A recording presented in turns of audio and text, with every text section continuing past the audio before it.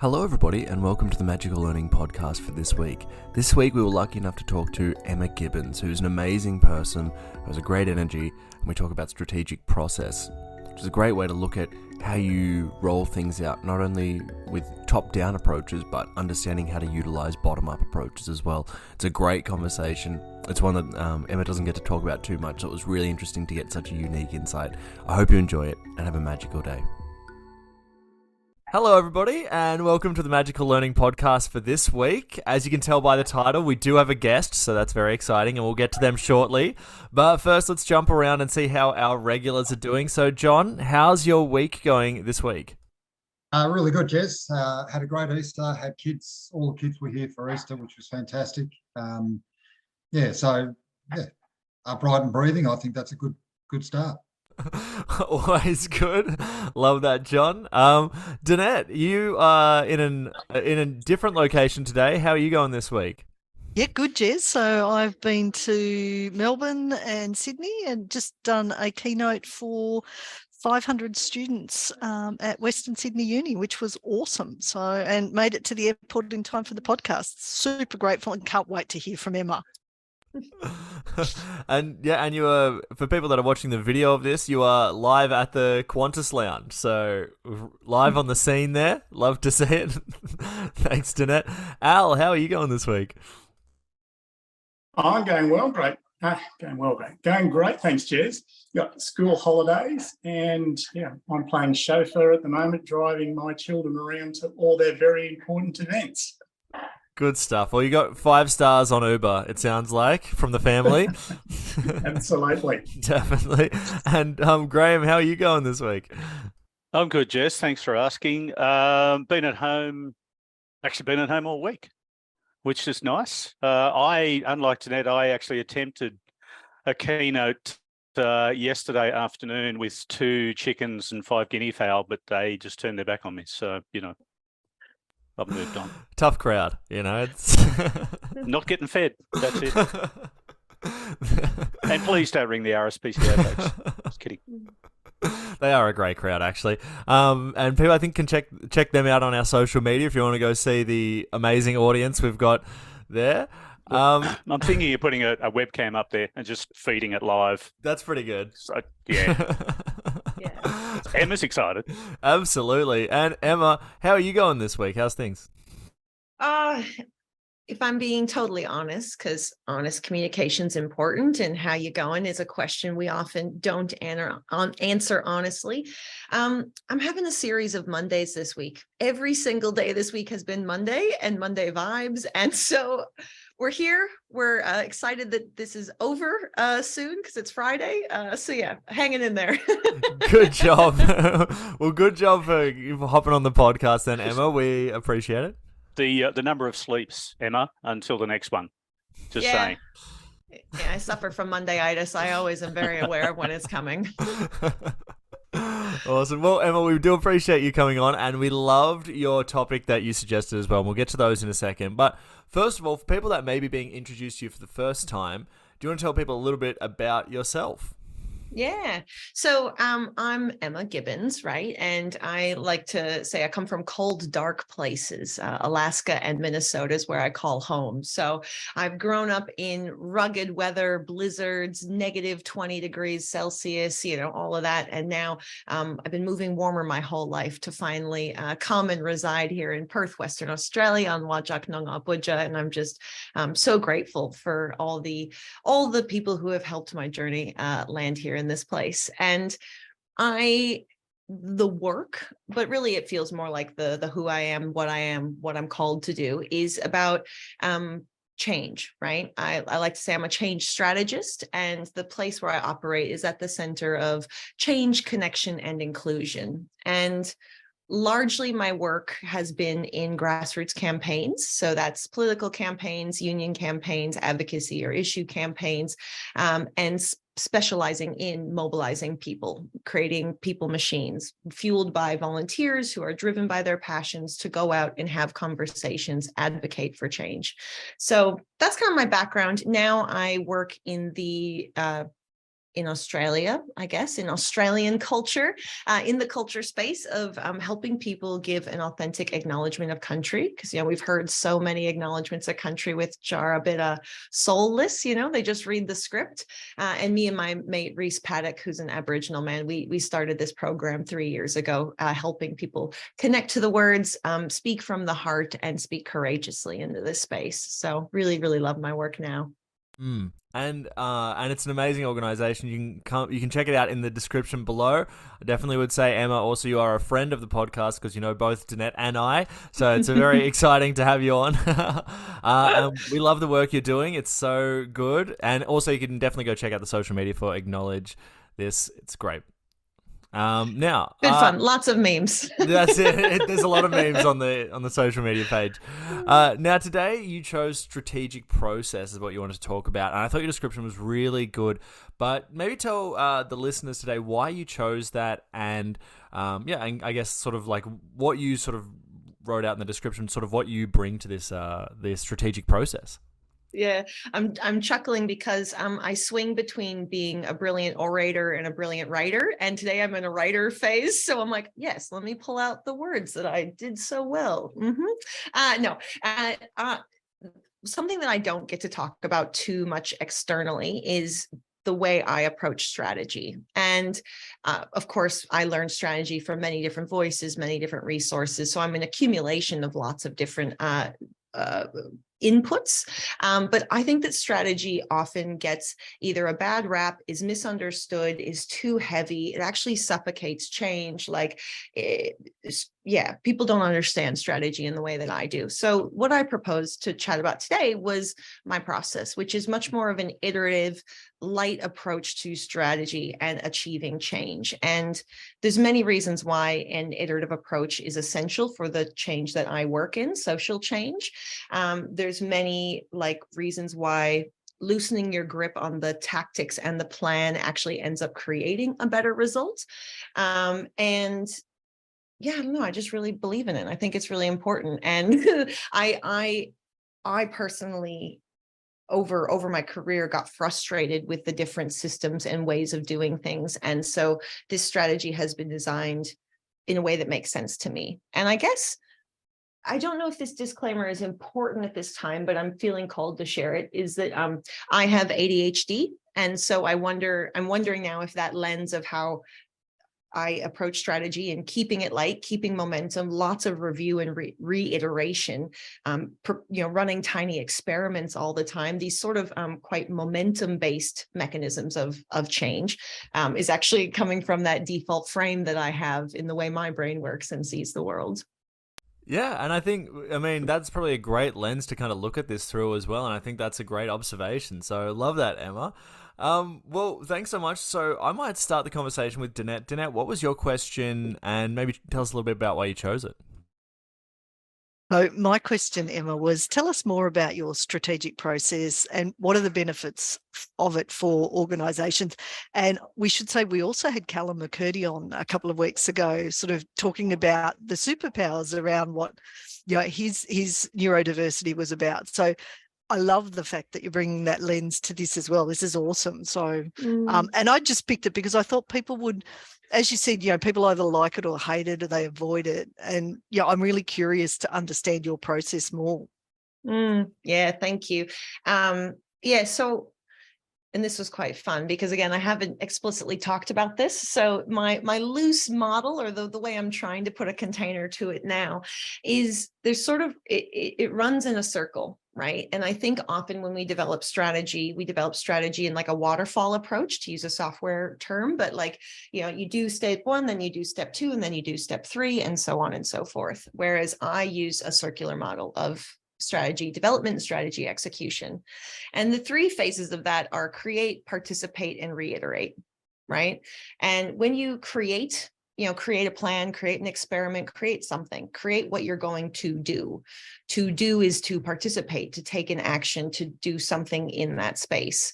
And then, of course, by doing, we learn. And so that reiterate process is reviewing, taking the learnings, and then reiterating, creating a new version, V2, V3, V5, V27 of that strategy, so that you can then create that next version, participate, and reiterate again. Like, it's a very circular approach.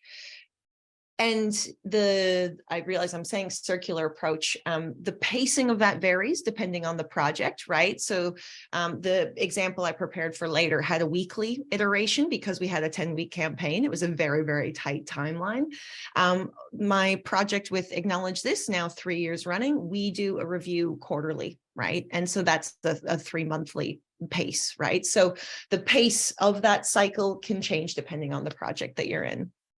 And there's a couple of benefits that I've observed from this practice, again, whether it's come about out of necessity of how I work or if it was an intentional design. But looking back, some of the benefits are that it brings everyone along. And it creates an environment where everybody's observations through the participation phase actually contribute to the creation of the next version. And that process of involving many voices and making everyone feel a sense of ownership and responsibility to that wheel of change and strategic change, that actually creates much more ownership and embeddedness within the team, right? I also think it creates, honestly, just better outcomes because you, particularly in social change, you don't know the answer. We don't know what the end result looks like. Again, the waterfall strategy of step 1 to step 2 to step 10, we don't know what step 10 looks like necessarily. We have an idea of like the values or the way we feel or the way we work together, how we interact, but we don't actually know what policy, what KPI, what the explicit outcome is. So I think that building slowly allows for that co-creation, that process of creating something entirely new that we don't expect and ultimately is a better outcome.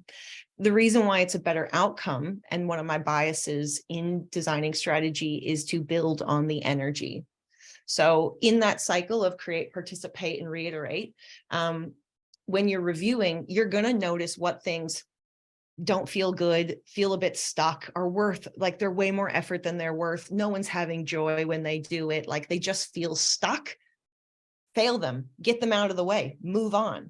Because there's other things that are happening that are unexpected, that are beautiful, that are people are finding lots of joy, or we're getting really cool feedback about, or just something unexpected. So being aware in that, in building on the energy, building on what's working, again, creates better results.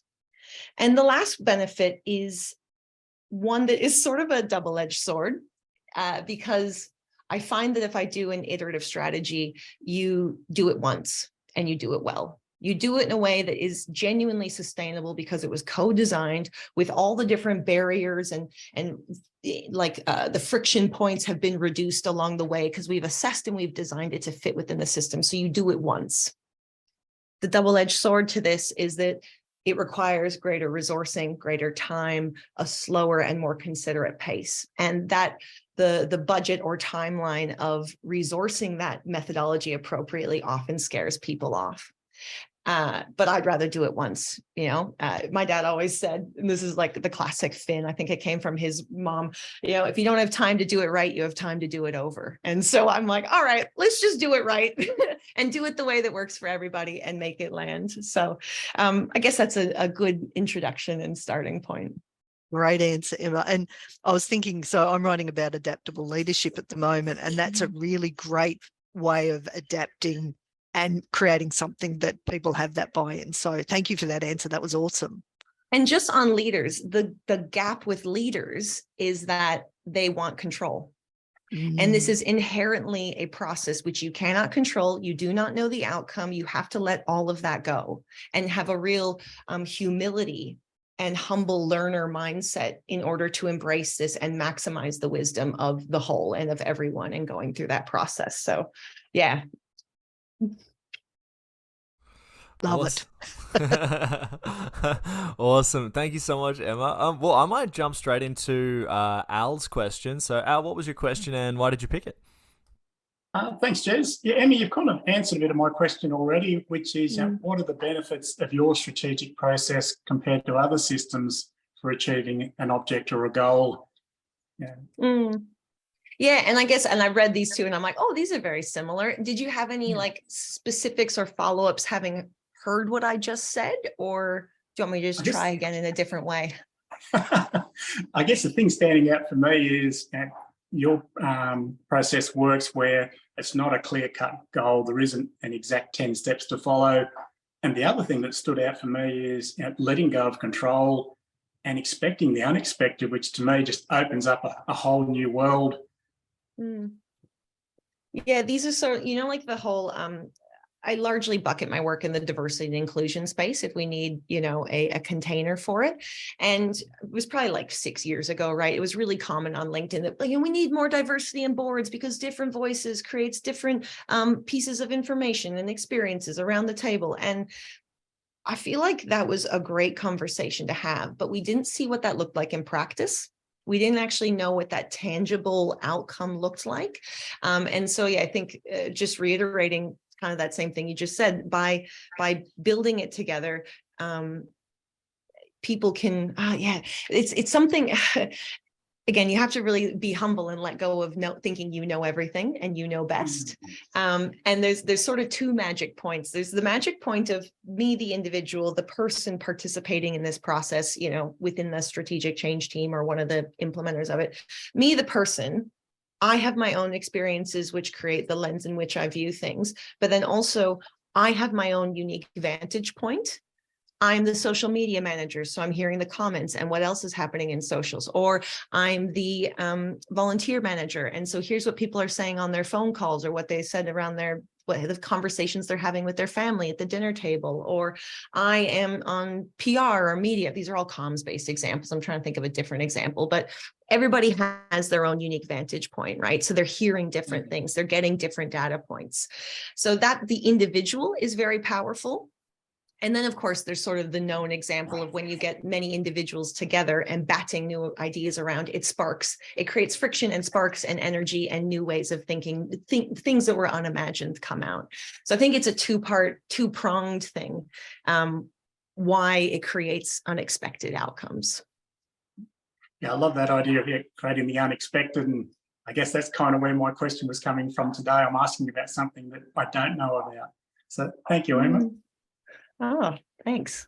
Awesome. Yeah, thanks so much, Emma. Great answer so far. It's so interesting, and I love I also love the energy that you're bringing as well. Like you can see, it's like inspiring something in you as well, so it makes it even easier to listen to. It's great. It's always nice when you hear that. I might throw to John now. John, what was your question, and why'd you pick it?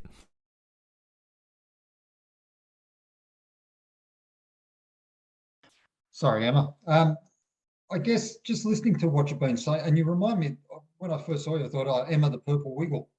And that's the sort of energy that you're bringing as well. Sorry. But the credible, serious, Oh, absolutely. Yes. No, all due respect. No. We got to hold things lightly. No, I think Emma Wiggle was actually yellow, I think. I'm going to be particular. She's left. She's gone. She's gone. You've got to keep up. There's a job opening.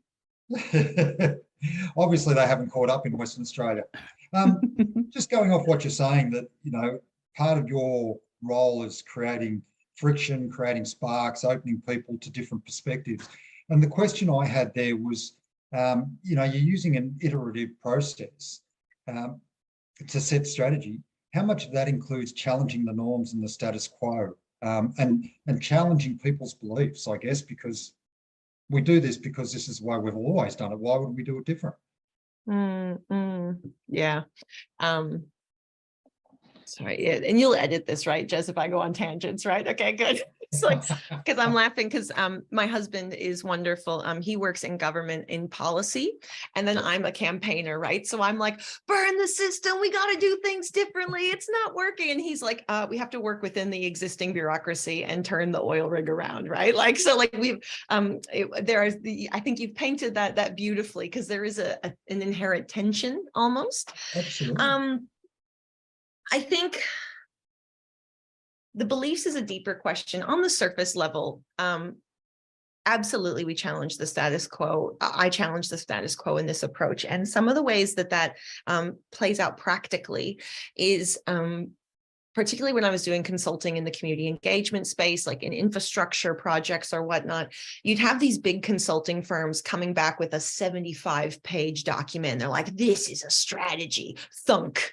And I'd be like, My strategy is going to be max 3 pages. It's going to be simple. Everyone will be able to repeat it. It will be known, and it will be easy to execute against. That's what I'm doing. And there's this inherent tension in that, like, we assume value is like productivity is value. Look, we've put so many hours and so many graphic designers behind this, so of course it is valuable. But actually, the true value in strategy is simplicity and elegance. And that's not understood, and it's not valued in the same way. So I think that's absolutely a thing I have to go up against. And particularly when I was consulting externally like that with government agencies or whatnot, the problem is too, is I hand over this simple, elegant strategy and they kind of don't know what to do with it. They're like, yeah, but this isn't like a plan. And I'm like, yeah, but every plan you've had, you've told me that it doesn't work and no one follows it. So like, I'm not going to give you an Excel sheet of activity for the next 3 months. Like, you're not using it anyway. And so there's this real tension between what people say they want and how they actually work.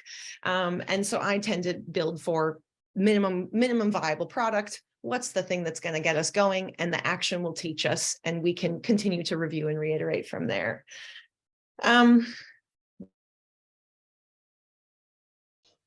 The belief I considered deeply during the pandemic was productivity equals value. If I'm not doing something, if I'm not churning, if I'm not busy hustling, I am not valuable.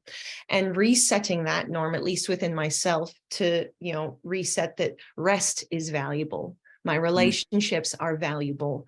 I am still worthy and loved and valuable if I'm not producing something. You could tie it to capitalism. You could tie it to material. You could tie it to a lot of our systemic things in our society, particularly in the Western world. But I think that's the inherent belief maybe that I would attach it to in this moment. Yeah, look, I don't disagree. I think the simplicity does add value because, you get the 70-page report from KPMG or Deloitte or whoever they may be, and makes a fantastic doorstop, but no one enacts it. So if you've like, how many local councils have you gone into and on their shelf are all of their strategic plans, none of which have been achieved, right? Oh, they've all gathered dust. Yeah. But apparently a lot of pages means a good report and you can charge a lot. But then this is where they're like, oh, change management doesn't work, or it's too hard, or we couldn't possibly do it. And I'm like, you're doing it the wrong way. That's why. No one wants to do that. No, because it sits on a shelf and doesn't get used. So yes, that implementation of simplicity, keep things simple. But no, thank you. Yeah, no, it's good as well. It feels counterintuitive, but it is also obvious when you think about it. Like, now you're mentioning it, it's like, yeah, that is true. Grahame, I'll throw it to you. What was your question? Why'd you pick it? Thanks, Jez. Looking back on my question, I think it just came out of my sort of default glass half empty space. But I was thinking about, and I think this was in the blurb that you sent out from Emma in the email, sort of giving us a bit of background around the topic. And part of it, Emma was talking about and I apologise if I paraphrase it incorrectly, but the idea of getting, creating a space where you can gain consensus on the objective of whatever this change initiative happens to be. And I was thinking, because Danette and I have some experience in that space over the last 20 years or so, what works well for you when getting consensus isn't happening or isn't happening necessarily quickly enough? And I think you've already answered part of that, but that was my question. No, I prepared some specific answers for you, Graham. So I got different stuff. I am a notorious prepper. No, doomsday as well. No, I'm just kidding. In which case, actually, I have a different question entirely. No, go ahead. No, I just really want to quickly go back to the resourcing comment I made and make a systems comment before we get into the detail. Change happens in 2 directions. One is top down, one is bottom up, right? Top down is easier when you say, we're doing it this way. I want these KPIs out of this. This is the objectives, make it happen. Bottom up is where we say, what do we think will work? What is working? What isn't working? What do you see? How do you want it to be designed? Let's co-create it together. Top down has been the norm for since the 80s, at least, is my sort of professional reckoning, but I'm sure it has other roots. Top down has been the norm. And so resourcing bottom up feels very challenging. And when you're doing co-design processes, deep engagement processes, deliberative democracy processes, like those are some of the real pointy ends of that, they take more resourcing because exactly, consensus is hard.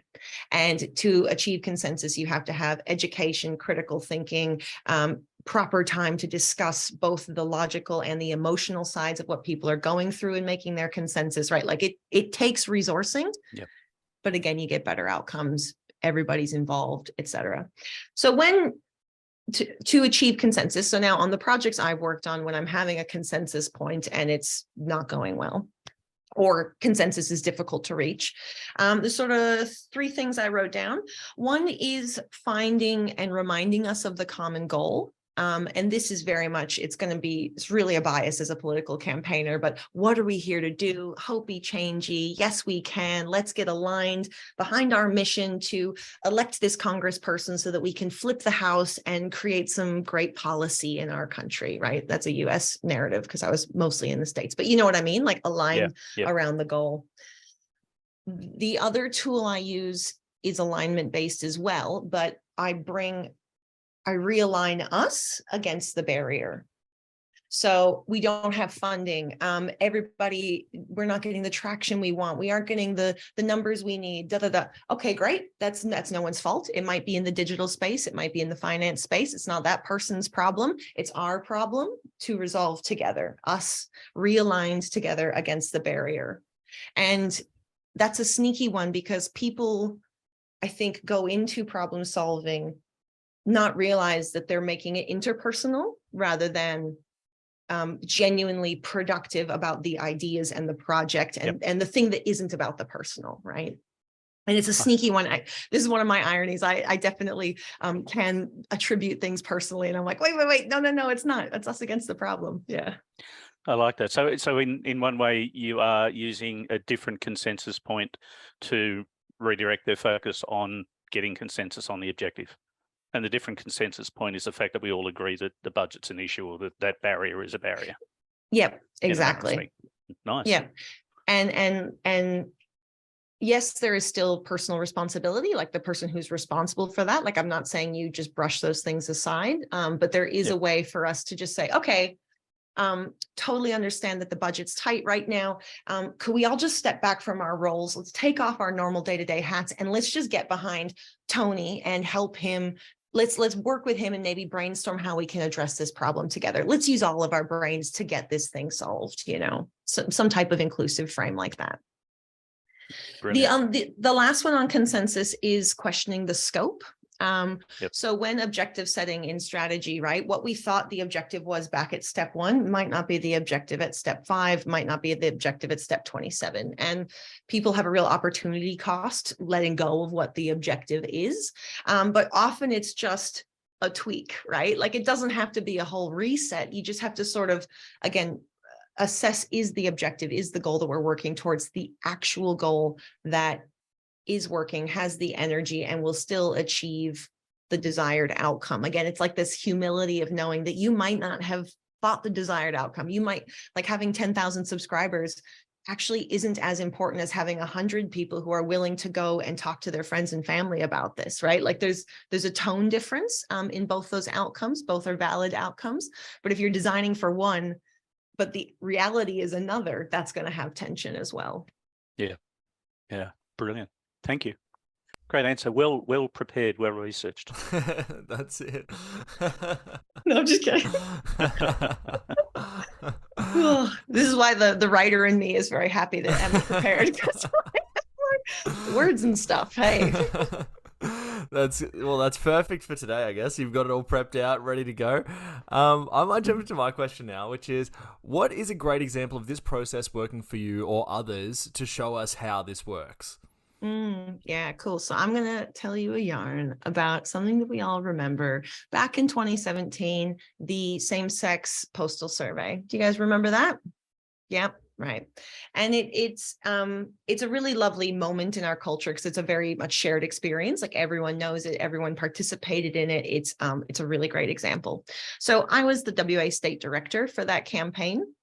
And so starting off, and I guess quick disclaimer, like whenever I talk about this campaign, I acknowledge that it started with the Stonewall riots back in the 60s. The movement towards marriage equality was not at all won by me. I just showed up for the touchdown, right? I just showed up to doula it into the next phase, if you will. So it's absolutely not mine to own, but I'm glad I was there for that part. Now, okay, so to set the scene, so I'm asked to run this campaign. We have 10 weeks to go until postal surveys are due, right? And I have one full-time person, one part-time person who is a recent high school grad, and you know what green brand new people to the workforce are like, didn't know how to wipe his own butt, right? Sort of thing. It's like, all right, let's get going. So I'm very low resourcing. I love you. He knows who he is. We have lots of yarns about this. He's still a dear friend, but yeah. And so I had very low resourcing, almost no budget to speak of. And so how I started that off was firstly identifying the goal, which was to get the most number of yes ballots. The part of my goal setting is also recognizing my scope of influence. What can I control? All of the advertising collateral, all of the sort of stuff that people saw out and about was being run nationally. So I actually didn't have scope or control over that. And I could have spent 10 weeks fighting that we needed better representation and ad like this for Western Australia, Nah, stuff it. I can't control it. We only have 10 weeks. Let's do something else. So the main strategy we employed was a get out the vote strategy, because the polling said that 60-ish% of people naturally vote yes. So if we go and get people out to vote, return their ballot, we will be successful. And some of the strengths that we had that we were able to leverage in the initial design was that we had community, we had hype, we had people who were very passionate about being involved. And it's an odd strength, it's an unexpected strength, but we leaned on a positive message, right? We don't go low, we go high, as Michelle Obama said, right? We always stuck to the positive, optimistic, hopeful tone, which was great because we didn't waste any time down in the mud, stuck in the trenches, right? So those are some of the strengths that we identified and explicitly named to start. What those sort of strategies, observations, goals, and strengths led to was creating a 10-week strategy that started with and largely relied on events to create momentum, right? If people love the hype, if they want to show up, if they want to post on Instagram that they were here, let's give them stuff to post about. So we held a big rally. We held a couple of smaller events. One of my favorites was Doggos for Yes, like as in everybody brought their dogs dressed up in rainbow fairy tutus. It was chaos and it was amazing, right? But like just fun, just hype, getting people to show up. And so we created a schedule of events. I remember it's still burned in my memory, it's just on the wall, and like, all right, this is 10 weeks, no time at all, let's go.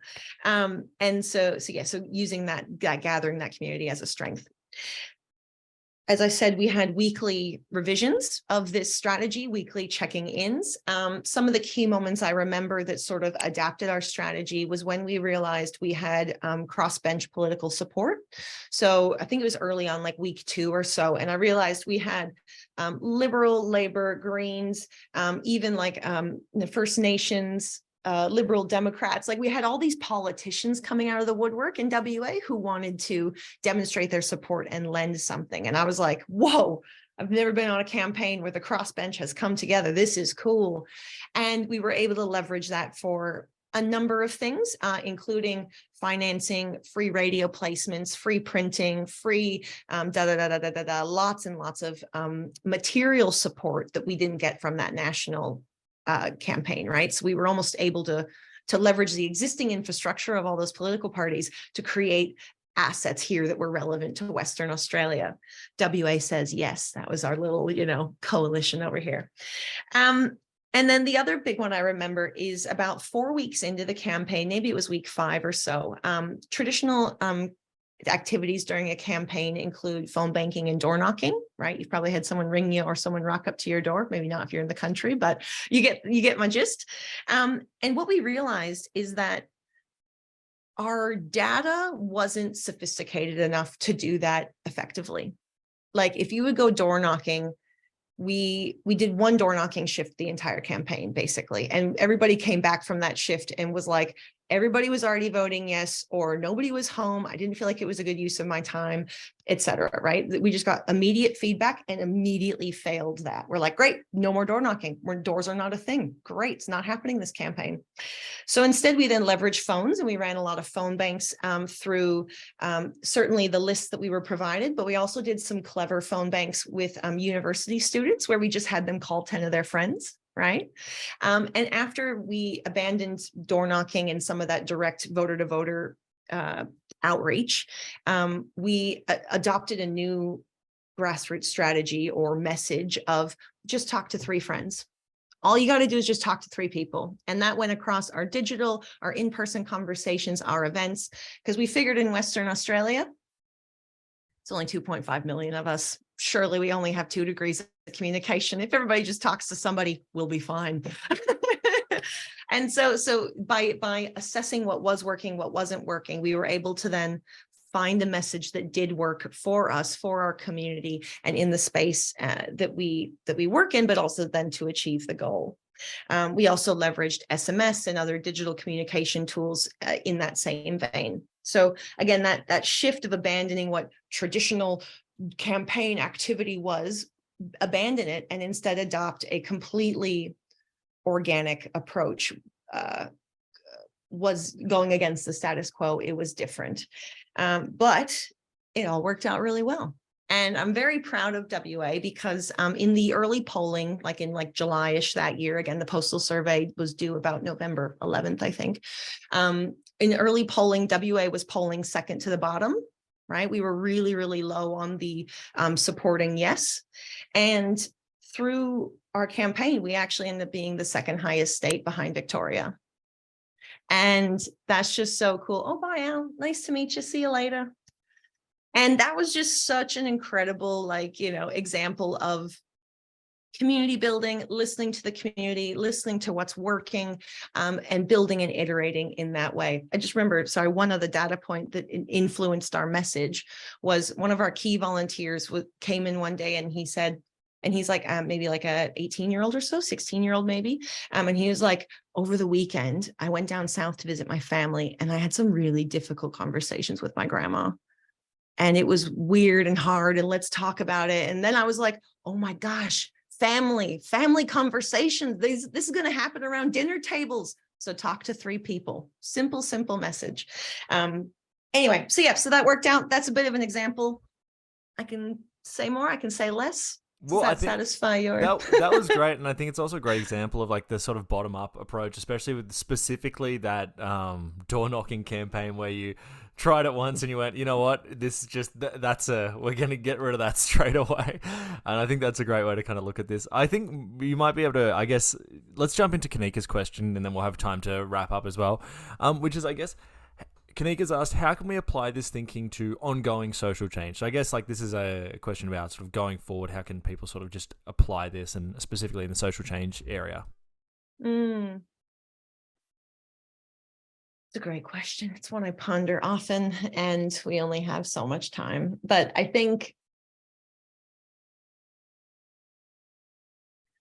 social change is led by individuals at the margins, right? And what I would hope is that for social change, the ideas that you can take forth into social change is that you yourself have power. You have power to act. You have power to create change. And if you've tried something before and it didn't work, try again, right? There's all kinds of actions, big and small, that create change, all kinds of different strategies we can use.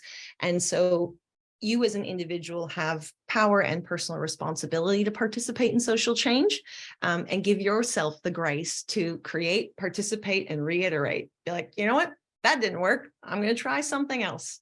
And then I guess for ongoing organizations, if we're talking larger than just individual, embracing this process of change is really rewarding and helpful. Definitely do it. The one data point the one thing I always impress onto organizations or people working in social change campaigns is to remember to celebrate the wins, right? Because like, for example, I'm working in the space of reconciliation right now. Reconciliation, while we have a giant milestone later this year with a referendum, it's not done at that point. Like, this is long 10, 15-year, like, big systemic work, right? Big culture change work. It just doesn't happen overnight. So finding those ways to celebrate the wins at those milestones.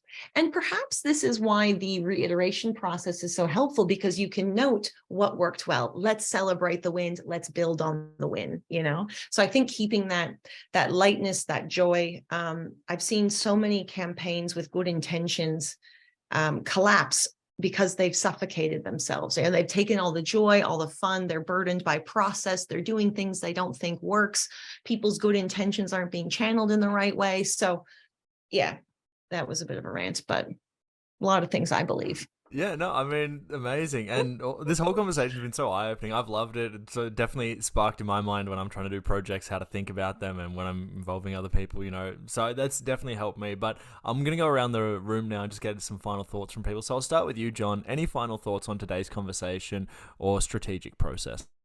No, thank you, Emma. It's been really good talking to you and hearing you talk as well. I guess a couple of things that I've taken away is, you know, that constant celebrate the wins, because like, I work in government and I do IT project management, but we don't celebrate the wins. We move straight on to the next thing to, you know, take the lessons that we learnt and relearn them again. So yeah, we need to take time to celebrate the wins, keep the fun and the joy in what we do and what we're doing. So, you know, to me, they're a simple message that we need to take on board. Cool. One of the you sparked in me, one of the tools I use I worked with software engineers for a number of years. That's why I'm like, oh, hey, what's up? I get a little corner of your space, not a ton. But the method I use, this simple positives, negatives, and deltas, you know, what's working, what's not working, and what do we do to change it? It's a classic. It's not mine, it's somebody else's, but like, just using that as part of that review, reiteration, and then designing again, so that we don't relearn the same lessons. Like, when you said that, my heart fell, and I'm like, oh man, imagine the wasted time and effort. Hey, so that's just a simple framework I use for those sessions. Yeah, well, we do relearn a lot. Kind of. I love that. Thanks, John. Danette, I'll go to you now. Any final thoughts on today's conversation or strategic process? So, Emma, I loved your model. Gorgeous model, and I love that whole reiterative approach to it. And I really like that bit about the humility as well, because it's really difficult to move forward if you're not open to what you don't know, what others can bring to the table and stuff. So awesome conversation. Thank you so much. Awesome. Thanks, Danette. Grahame, I'll throw to you. Any final thoughts on today's conversation or strategic process? Yeah, Emma, it's been amazing. So thank you. I have a page full of notes. I again, you know, just picking up on the thing that stood out second most was the purple wiggle opportunity. I think you should, in fact, if any of the other wiggles are listening at the moment, make the call, do the right thing. I love the, you know, dig in on the positive energy. So where we have energy in any part of that process, let's leverage that. That's because I love that. The idea of watching change initiatives suffocate because we don't do that.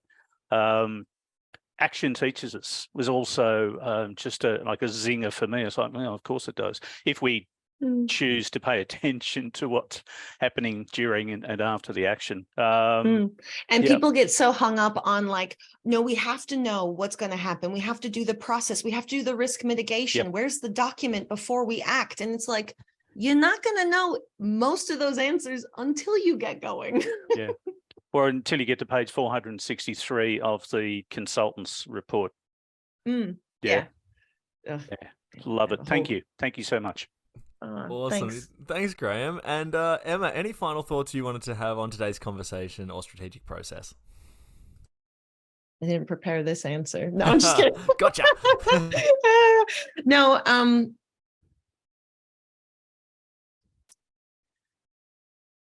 I've said a lot of things. I think you'll take what's useful. I guess, yeah, I'm always a call to action, I suppose, is where my natural ending often lies as a campaigner. And so I guess I'd encourage you, as you said, you've heard some great reflections of the bits or the zingers that people are taking forward. And just a reminder to you to take the things forward that really resonate with you, put them into action, put them into practice. And it's going to feel uncomfortable. Going against the status quo, doing something different. It's going to be at times maybe difficult to make that case, get people to listen to you as to why we got to do it this way. But I'd encourage you to go forth courageously. And I define courage as having fear and taking a step anyway. So if you're afraid that nobody's going to listen or nobody's going to take you seriously after you've pitched this idea, or afraid it won't work, you've wasted all this effort, have a bit of courage, take a step anyway, get going. Awesome. Thank you so much. Now, Emma, just before we go, is there anywhere that you would like people to, if they want to come find more information about you? Yeah, come hang out. Yeah. Let's do it. My website, emmagibbens.com, Gibbens, acknowledgethis.com.au. I'm on Instagram at Emma da Gemma, which is going to be too hard because it's just a nickname from when I was a kid. So just go find it from my website. You know what? I'll put all the links in the description, so you don't even need to go find it. It'll be nice and easy to click on. Emma, thank you so much for being on. This has been a great conversation. I've also taken a bunch of notes, so thank you so much for being on. To our team, thanks as always. Great questions. And to people that are listening, wondering where Al went, he just had to disappear towards the end there, so don't worry. He'll be back next week. And to everybody listening, keep sharing it and have a magical week.